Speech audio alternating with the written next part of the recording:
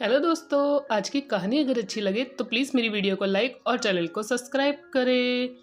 सुबह सुबह शिवानी को दरवाजे पर खड़ा देख आशा जी हैरान रह गई। उसका मन एकाएक हजारों शंकाओं से घिर उठा। शिवानी को कल जिस लाल जोड़े में ससुराल के लिए विदा किया था, वह उसी जोड़े में दरवाजे पर खड़ी थी। आशा जी ने जल्दी से दरवाजे के बाहर इधर उधर देखा और शिवानी का हाथ पकड़कर भीतर ले आई। और फिर आशा जी ने शिवानी से पूछा, क्या बात है शिवानी, जल्दी बता, मेरा जी बैठा जा रहा है। तू ससुराल से ऐसे कैसे चली आई? तब शिवानी माँ से लिपटकर फूट फूट कर रोने लगी। शिवानी के आंसुओं से आशा जी उसके दुख का अंदाजा लगा रही थी। उसने शिवानी को पकड़ झंझोड़ कर पूछा, अरे तू कुछ बताती क्यों नहीं? क्या बात हो गई? शिवानी ने कहा, माँ, उसने मुझे थप्पड़ मारा। किसने थप्पड़ मारा? अमन ने। शिवानी ने रोते हुए कहा। अमन ने? पर क्यों? आशा जी ने पूछा। शिवानी बोली, मुझे नहीं पता। तुझे नहीं पता तो किसको पता? माँ, जो आदमी पहली रात को ही अपनी पत्नी पर हाथ उठा सकता है, थप्पड़ मार सकता है, वे जीवन भर मेरा क्या हाल करेगा? मुझे ऐसे आदमी के साथ नहीं रहना। आशा जी ने शिवानी की बात सुन कहा, हाय राम, इतनी सी बात पर पति को छोड़कर भाग आई है। हे भगवान, अब क्या होगा? ये दुनिया क्या कहेगी? बिरादरी के लोग क्या कहेंगे? आशा जी का दिल शिवानी के जीवन में आने वाली विपत्ति से सनने लगा। आशा जी ने कहा, शिवानी, तूने ये क्या किया? तेरे पिताजी के बारे में तो सोचती, उनकी इज्जत का क्या होगा? माँ की बातें सुन शिवानी ने कहा, मुझे नहीं पता, मैं उस आदमी के संग नहीं रहूंगी। आशा जी गुस्से से बोली, तूने तो सहज ही कह दिया कि उसके साथ नहीं रहूंगी, पर जब ये बात पड़ोस में पता लगेगी तो हम क्या मुंह दिखाएंगे? इस बात का पता है कि नहीं? आशा जी शिवानी की पीड़ा और फैसले से भली भांति परिचित थी, पर वह चिंतित थी कि अब शिवानी का क्या होगा। जब आशा जी पहली बार इस घर की बहू बनकर आई थी, तो उसके घर में कदम रखते ही शिवानी के पिता मोहन जी को ये हिदायत दी गई थी, अपनी इज्जत करवाना अपने हाथ में होता है। मोहन जी को जैसी हिदायत दी गई, उसने वैसे ही किया। पहली रात को ही मोहन जी ने आशा जी की चोटी खींच एक थप्पड़ मारा था। बाहर बैठी आशा जी की सास के जिगर को ठंडक पड़ रही थी। आखिर मोहन जी वही कर रहे थे जो वे चाहती थी। उस दिन के बाद आशा जी को बात बात पर टोका जाता। जीवन में वे कभी भी खुद कोई फैसला न ले सकी। जरा सा बोलने की हिमाकत करती तो मोहन उसे मारने लगता। आशा जी धीरे धीरे अपने अरमानों को कुचलने की उसे आदत पड़ गई। वह पुरुष समाज में औरत की पदवी को जान गई थी। उसे ज्ञात हो गया, पुरुष से सुशोभित इस समाज में औरत का क्या मोल है। आशा जी पूरे दिन ढेरों काम में लगी रहती। सास को तनिक किसी भी काम के लिए देरी हो जाती तो वह रो रो कर सारी कहानी मोहन को सुनाती और फिर वह उसकी पिटाई करता। एक बार वह गुस्से में आकर अपने पियर चली गई थी। उसे समाज का डर था, पर बेचारी क्या करती, कब तक सहन करती। वहां उसे परिवार और पड़ोस की औरतों ने समझाया, कहती कि तू मार पिटाई करने पर ही तू अपने पति को छोड़कर आ गई, अब क्या दूसरा ब्याह करेगी? अगर वह भी तुझे बेकार मिला तो फिर क्या तीसरा ब्याह करेगी? बुआ ने कहा, शादी के बाद एक लड़की पियर में कब तक रहेगी? इन सब बातों को सुन आशा जी खुद ही ससुराल आ गई। जब महीने चढ़ गए तो उससे ज्यादा काम न होता। अगर काम में जरा सी ढील होती ही उसे बताया जाता, वह अकेली या अनोखी नहीं है जो बच्चा जनेगी, इसलिए काम तो करना ही पड़ेगा। आशा जी को पूरे 9 महीने में भी बैठने नहीं दिया गया। एक दिन कुएं से पानी लाते वक्त आशा जी को घर के दरवाजे पर चक्कर आ गया और वहीं गिर गई। सिर पर रखी 2 छोटी बड़ी मटकी फूट गई। आवाज सुन आशा जी की सास बाहर आई और बोली, देखो कितना ढोंग करती है, मेरा कितना नुकसान कर दिया, मटकी फोड़ दी। इतना कहकर अंदर चली गई। आशा जी दरवाजे पर पड़ी रही। शाम को मोहन आया तो सास ने रोना शुरू कर दिया, देख तेरी लुगाई कैसे ढोंग करती है, कितना नुकसान कर दिया, बड़ी मुश्किल से मेले से मटके लेकर आई थी। हमने भी 9 महीने बच्चे अपनी कोख में पाले हैं, घर से बाहर का सारा काम भी संभाला, पर ऐसे ढोंग तो हमने ना रचे। आशा जी को चक्कर तो आने ही थे।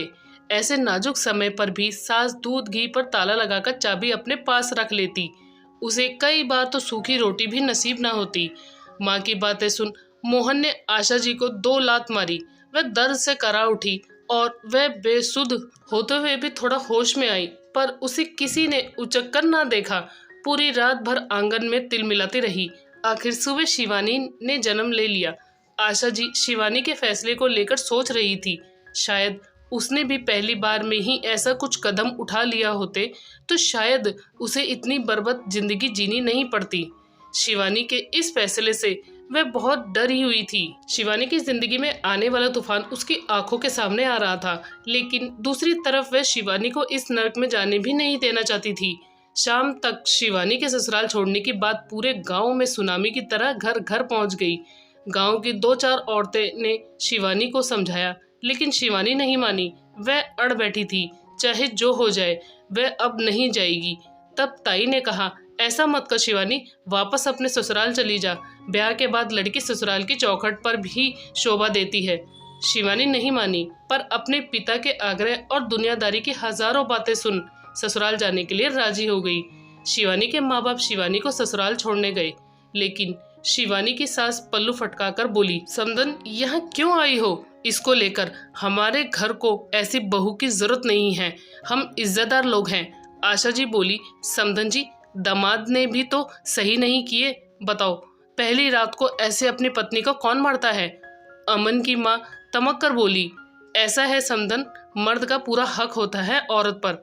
क्या आपके ऊपर हाथ ना उठाया समधी जी ने या अमन के पिता ने मुझ पर?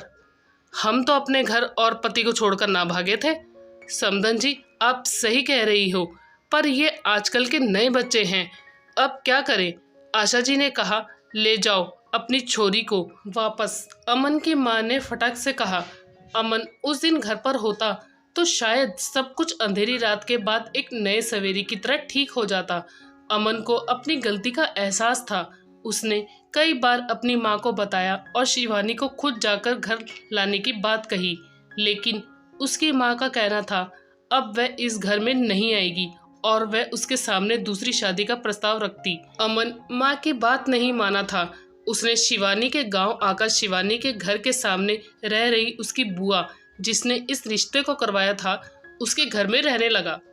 अमन शिवानी से माफ़ी मांगना चाहता था, उसे अपने प्यार का इजहार करना चाहता था। शिवानी जहाँ जाती अमन हर जगह उसका पीछा करता।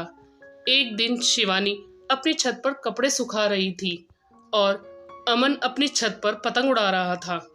उसने अपनी पतंग जानबूझकर शिवानी के छत पर गिरा दी, लेकिन शिवानी ने अमन की पतंग को एक नज़र नहीं देखा और नीचे आ गई। अमन और शिवानी का ये सिलसिला रोज चलता। शिवानी उसकी तरफ देखे बिना ही नीचे आ जाती। महीना बीत गया। अचानक 2 दिन से अमन पतंग उड़ाने नहीं आया, लेकिन शिवानी रोज कपड़े सुखाने आती। 2 दिन से अमन को ना देखने पर वह घंटों छत पर खड़ी रहती। तीसरे दिन भी शिवानी अमन का इंतजार कर रही थी। तभी अमन आ गया। अमन को देखकर शिवानी का दिल जोर जोर से धड़कने लगा।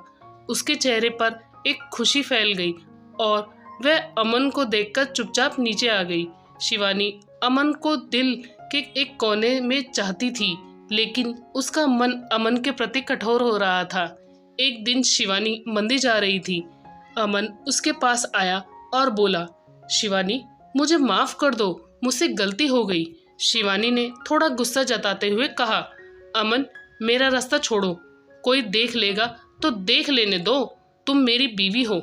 अमन मुझे जाने दो। नहीं शिवानी, मेरे साथ चलो अपने घर, माँ को मैं समझा लूँगा। शिवानी के आंखों में आंसू आ गए और वह वहाँ से चली गई। अमन की आंखें भी नम हो गई और वह शिवानी को आवाज़ लगाता रहा। शिवानी को मंदिर से लौटते वक्त कुछ लड़कों ने घेर लिया। उनमें से एक लड़के ने शिवानी का हाथ पकड़ा। इतने में वहाँ अमन आ गया और शिवानी से कहा, तुम जाओ यहाँ से। शिवानी वहाँ से चली गई। अगले दिन शिवानी छत पर अमन का इंतजार कर रही थी। तभी उसकी माँ वहाँ आ गई। शिवानी माँ को देखकर इधर उधर टहलने लग गई। आशा जी ने शिवानी से कहा, अमन का इंतजार कर रही है? शिवानी थोड़ी झेप कर बोली, नहीं तो माँ, तो घंटों से छत पर खड़ी होकर उधर क्या देख रही हो? माँ हूँ मैं तेरी, सब बात समझती हूँ बेटा।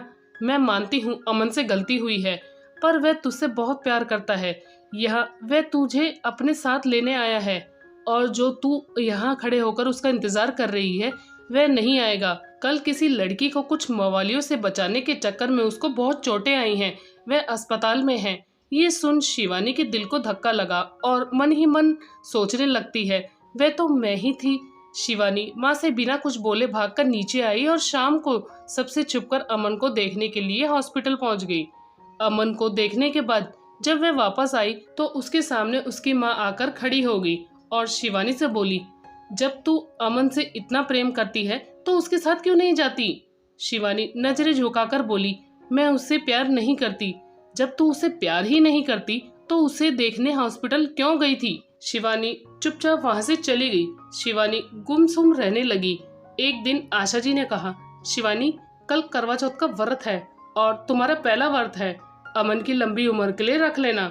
दूसरे दिन आशा जी घबराते शिवानी के पास आई। शिवानी, अमन को बाजार में किसी गाड़ी ने टक्कर मार दी और वह बहुत सीरियस है। ये सुन शिवानी के हृदय पर गाज गिर गई और उसकी आंखें फटी की फटी रह गई और वह दौड़कर हॉस्पिटल गई और अमन को देखकर रोने लगी और बोली, अमन तुम मुझे ऐसे छोड़कर मत जाओ, मैं तुमसे बहुत प्यार करती हूँ। मैंने तुम्हारे लिए व्रत भी रखा है। अमन, मैं तुम्हारे साथ चलना चाहती हूँ। शिवानी के कानों में अचानक आवाज आई, तो चलो, मैं तो कब से कह रहा हूँ। क्यों माँ? उसने शिवानी की माँ से कहा। शिवानी अमन को देख बिना कुछ सोचे समझे रोते हुए उसके सीने से लिपट गई। थोड़ी देर बाद उस ढके कपड़े की तरफ देखकर शिवानी कहती है, तो ये कौन है? उसमें से अमन के बुआ का लड़का मुंह पर ढके कपड़े को हटाकर कहता है, इसमें मैं हूँ। शिवानी ने आश्चर्यचकित होकर कहा, ये सब क्या है? अमन ने कहा, तुम्हारी माँ ने बताया शिवानी तुमसे बहुत प्रेम करती है, पर पता नहीं क्यों कठोर हुई बैठी है। कुछ तो करना पड़ेगा, तो हमने ये सब नाटक किया। दोस्तों, आपकी इस कहानी में क्या राय है, हमें कमेंट करके जरूर बताएं।